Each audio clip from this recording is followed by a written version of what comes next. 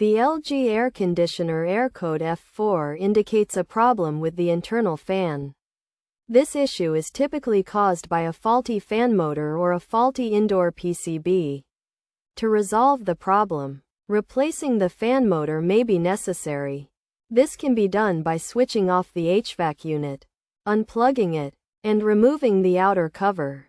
It is recommended to take pictures and label the wiring to ensure proper reconnection. The fan motor should be located, and the condenser fan motor disconnected. The fan blade should then be removed, and the new motor installed.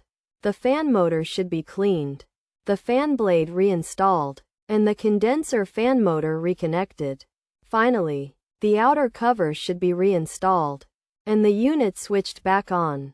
Alternatively, checking the PCB for surface rust and damage may also resolve the issue. The unit should be vacuumed and brushed to remove dirt from the PCB's surface. And the entire unit and surrounding areas should be wiped down to remove dirt and debris. By following these steps, the LG air conditioner air code F4 can be effectively fixed.